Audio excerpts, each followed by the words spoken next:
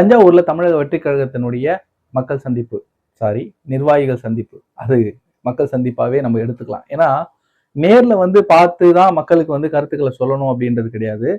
So ஊடகங்கள் மூலமாகவும், சமூக ஊடகங்கள் மூலமாகவும் மக்கள் கிட்ட தன்னுடைய கருத்தை கொண்டு போய் சேர்க்கிறதுல கில்லாடியா இன்னைக்கு வந்து விஜயண்ணா செயல்பட்டுட்டு இருக்காரு. ஆமா. ஒரு ஒரு மாவட்டமா இப்ப வந்து மீட்டிங்ஸ் நடந்துகிட்டு இருக்கு இல்லையா? அதனுடைய சூட்சமம் என்ன அப்படின்னா, இந்த ஒரு 5000 நிர்வாகிகளை மட்டும் சந்திக்கிறாங்க அப்படின்னா, நம்ம ஒரு சின்ன கால்குலேஷன் போடலாம். ஒரு தொகுதிக்கு குறைஞ்சபட்சம் 250 பூத்து. அதாவது ஆவரேஜா வச்சுக்கோங்களேன். 250 பூத் இருக்கும். மொத்தம் ஒரு மாவட்டத்துல ஆவரேஜா ஒரு 5ல இருந்து 6, 7 தொகுதிகள் கூட சில மாவட்டங்கள்ல இருக்கும். அப்படி பாத்தீங்க அப்படின்னா, ஒரு தொகுதிக்கு பூத்துக்கு ஒரு ஆளுக்கு நம்ம வந்து பாஸ் கொடுத்தா கூட கிட்டத்தட்ட 1200ல இருந்து 1500 பேருக்கு பாஸ் வந்து போயிடும். ஒரு பூத்துக்கு ஒரு ஆளுக்கு. ஸோ அப்படி பாத்தீங்கன்னா பூத்துக்கு 20 பேர் போட்டிருக்கக்கூடிய தமிழக வெற்றிக் கழகம் எத்தனை பேருக்கு கொடுத்தா 5000 பேர் நம்ம வந்து ஃபிக்ஸ் பண்ண முடியும் அப்படின்றத நம்ம பார்க்கணும். ஸோ ஆவரேஜா பார்த்தீங்கன்னா ஒரு பூத்துக்கு 3 பேருக்கு நிர்வாகிகளுக்கு பாஸ் கிடைச்சா பெரிய விஷயம். அதில் வேற நான் எனக்கு கிடைக்கல உனக்கு கிடைக்கல அப்படின்னு சொல்லி நிறைய பிரச்சனைகள் ஓடுது. ஸோ இதெல்லாம் இந்த நிர்வாகிகள் சந்திப்புல இருக்கக்கூடிய சின்ன சின்ன நூக் அண்ட் கார்னர்ஸ் நம்ம டீப்பா பேசணும் அப்படின்னா. ஆனா இது மக்கள் கிட்ட எந்த அளவுக்கு போய் சேருது அப்படின்னா, கோடிக்கணக்கான மக்கள் இதை ஊடகங்கள்ல டிவிகள் மூலமா லைவ்ல வந்து பார்த்து அவர் என்ன பேசுறாருன்ற ஒவ்வொரு வார்த்தையும் அவ்வளவு உன்னிப்பா கவனிக்கிறாங்க. உதாரணத்துக்கு கேட்கணும் அப்படின்னா, இப்போ சமீபத்துல கடைசியா எடப்பாடி பழனிசாமி அவர்கள் ஒரு பிரஸ் மீட் கொடுத்தாரு. அதை எவ்வளவு பேர் பார்த்திருப்பாங்கன்னு நினைக்கிறீங்க? நீங்க இந்த வியூஸை வச்சு இவங்க வந்து அரசியல் பேசுறாங்க பண்றாங்க அப்படின்லாம் நிறைய பேர் வந்து அதை வந்து வேற மாதிரி மடமாட்டுவாங்க. ஆனா யதார்த்தம் என்ன அப்படின்னா, ஆர்வம் இருக்கிறவங்க யார் பேசுறத உன்னிப்பா கவனிக்கணும்ன்ற அந்த ஒரு முக்கியத்துவம் யாருக்கு கொடுக்குறாங்க அப்படின்றத தான் நம்ம இங்க முக்கியமா பார்க்க வேண்டியிருக்கு. விஜயண்ணா ஒரு இடத்துல பேசுறாரு அப்படின்னா, அன்னைக்கு டிவி சேனல்ஸ் இருக்கு இல்லையா? அது எல்லா சேனலுக்கும் லைவ் கொடுக்குறாங்கல்ல, அந்த அந்த எல்லா சேனல்ஸ்ல இருக்கிற வியூவர்ஷிப் அப்படின்றது அது வந்து ஆர்வம். ரசிக மனப்பான்மை கிடையாது. அரசியல் இவர் என்ன பேச போறாரு? ஒரு எதிர்பார்ப்பு இருக்கும்ல. எதிர்கட்சியினருக்குமே ஒரு எதிர்பார்ப்பு இருக்கும்ல. ஐயோ இன்னைக்கு என்ன பேச போறாருன்னு தெரியல அப்படின்ற ஒரு பயம் இருக்கும். புதுசா வர்றாருப்பா என்னதான் பேசுறாருன்னு பார்ப்போமே அப்படின்ற ஒரு எதிர்பார்ப்பு இருக்கும். அண்ணன் என்ன பேசுறாரு இன்னைக்கு அப்படின்ற ஒரு ஒரு உணர்வு மிகுதி இருக்கும். ஸோ இதெல்லாம் பூர்த்தி பண்ணக்கூடிய அளவுக்கு அவர் பேசுறாரா அப்படின்றத நம்ம பொறுத்து வந்து பார்க்குறோம். ஸோ ஒவ்வொரு கூட்டங்கள்லையும் தன்னுடைய பேச்சுக்கள், தன்னுடைய அரசியல் கருத்துக்களை ரொம்ப ஆழமா கூர்த்திட்டுக்கிட்டே வந்துகிட்டே இருக்காரு. நம்ம அதை ஆரம்பத்துல இருந்து நம்ம பார்க்குறோம். 3 நிமிஷம் தான் பேசுறாரு, 10 நிமிஷம் தான் பேசுறாரு, பேப்பர் பார்த்து பேசுறாரு, மக்களை நேரடியா போய் தரையில இறங்கி சந்திக்க மாட்டேங்கிறாரு. பல விமர்சனங்கள் வந்துகிட்டே இருந்தாலும், ஆனா நான் எடுத்த ஒரு இலக்கு அடைகிறதுக்கு என்னுடைய பாணியில நான் போய்கிட்டே இருப்பேன் அப்படின்ற மாதிரி. ஸோ மக்களை எந்த விதத்துல பாதிக்காம நம்ம பார்க்கணும் அப்படின்றதுல ரொம்ப குறிக்கோளா விஜய் அண்ணா செயல்பட்டு இருக்காரு. முதல்ல மேற்கூரை வேலூர்ல போடப்பட்டது. இப்போ அதே செட்டப் தான் இப்போ தஞ்சையிலையும் போடப்பட்டிருக்கு. இதுல முக்கியமா பார்க்க வேண்டியது என்ன அப்படின்னா, தஞ்சையில நேத்து நைட்டு தான் அந்த ஷெட்டு போடுறதுக்கான உபகரணங்கள்லாம் வந்தது. நான் கூட விசாரிச்சேன். என்னப்பா மேற்கூரை போடலையா? வேலூர்ல மட்டும் தானா? வேலூர் வெயிலுக்காக ஸ்பெஷலா அப்படின்னு கேட்டேன். இல்ல அங்கேயும் போடுறாங்க அப்படின்னாங்க. பட் ஆனா 4ஆம் தேதி மீட்டிங் சொல்றீங்க. இன்னும் மேற்கூரைக்கு வந்து இன்னும் போடாம இருக்கு என்ன அப்படின்னு சொல்லி விசாரிச்சோம்.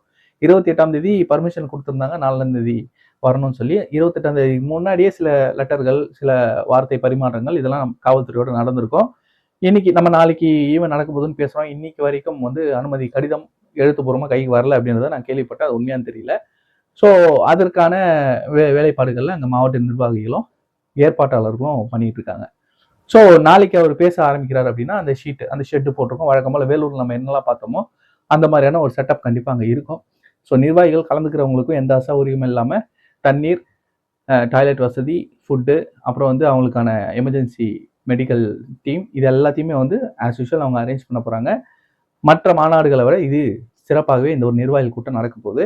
கண்டிப்பாக மக்கள் நிறைய பேர் சாலைகள்ல லட்சக்கணக்கான மக்கள் திரண்டு நின்று அவரை வந்து பார்க்கறதுக்கு வரவேற்கிறதுக்கான வேலைகள்லாம் நடக்குது. இது யதார்த்தமான ஒரு விஷயம். ஸோ தஞ்சையில அவர் என்ன அரசியல் பேச போறார்? வேலூர்ல பேசின அரசியலுக்கே இங்க பல பேருக்கு வந்து பதில் இல்லை. அப்படி பேசியிருக்கலாம், இப்படி பேசியிருக்கலாம்னு எல்லாம் பேசுறதை வச்சு பேசிட்டு இருப்பாங்க தவிர பேசுனதை வச்சு யாரும் பேச மாட்டாங்க. மலை கிராமங்கள்ல இன்னமும் வந்து ரோடு ஃபெசிலிட்டி இல்லாத கிராமங்கள் இருக்கு. நாங்கள் ஆட்சிக்கு வந்து அதெல்லாம் இல்லாம பார்த்துக்கோன்னு சொன்னாரு. அங்க சுகாதாரமற்ற நிலையில ஹாஸ்பிட்டல்களே இல்லாத நிலை இருக்கு. கர்ப்பிணி பெண்கள்லாம் மலையிலிருந்து டோலி கட்டி தூக்கிட்டு வர மாதிரி நிலைமைகள் இருக்கு. அதெல்லாம் இல்லாம பார்த்துக்கோ அப்படின்றத அவர் சொன்னாரு. இதெல்லாம் பேசல. வேலூரை பத்தி அவர் என்ன பேசினார் அப்படின்னு நிறைய பேர் ஊட்டிக்கிட்டு இருக்காங்க. வேலூர் அப்படின்றது இவங்களுக்கு கோட்டையை சுத்தி இருக்கக்கூடிய நகரம் அப்படிதான் தெரியும்னு நினைக்கிறேன். வேலூரை பத்தி தெரியாதவங்களுக்கு நான் தெளிவா சொல்றேன். இங்க பல மலை கிராமங்கள் இருக்கு, மலையில வாழக்கூடிய மக்கள் இருக்காங்க. இன்னமும் சாலை, எலக்ட்ரிசிட்டி போய் சேராத கிராமங்கள் இருக்கு. மருத்துவ வசதிகள், பள்ளி வசதிகள், மாணவர்களுக்கு தேவையான அத்தியாவசிய வசதிகள் இல்லாத கிராமங்கள் இங்க இருக்கு. அதை அப்படியே வச்சிருக்கிறது தான் இன்னைக்கு ஆட்சியாளர்கள் நினைக்கிறாங்க. ஸோ அதெல்லாம் உடைக்கிறேன் அப்படின்றத ரொம்ப தெளிவா சொல்லியிருக்காரு. வேலூர்ல இருக்கக்கூடிய அந்த அரசியல், அந்த ஜியாகிரபி தெரிஞ்சவங்களுக்கு நல்லாவே தெரியும். தெரியாதவர்கள் இப்பதான் பிதட்டிக்கிட்டே இருப்பாங்க. வேலூர்ல வந்து வேலூரை பத்தி பேசலன்னா சொல்லிட்டு இருப்பாங்க. வேலூர் மக்கள் எங்களுக்கு தெரியும் அவர் என்ன பேசின அரசியல், இங்க எவ்வளவு பேசணுமோ அதை பேசியிருக்காரு. அடுத்து தஞ்சையில டெல்டால ஒரு முக்கியமான பகுதி தஞ்சை. அங்க கண்டிப்பா விவசாயத்தை பத்தி கண்டிப்பா பேசுவார். அதுல எந்த ஒரு மாற்று கருத்தும் இல்லை. விவசாயத்துல இவங்க அடிக்கக்கூடிய கமிஷன், இவங்க டெண்டர்ல செய்யக்கூடிய முறைகேடுகள், நெல் கொள்முதல்ல இவங்க நடத்தக்கூடிய அட்டூழியங்கள், நெல்லை கொள்முதல் பண்றதுக்கு வாங்கக்கூடிய கமிஷன்கள், இந்த மாதிரி விஷயங்கள்ல நிறைய இதுக்கு முன்னாடி பேசியிருக்காரு. இதை டெல்டால கொஞ்சம் அதிகமாகவே பேசுவார்னு நினைக்கிறேன்.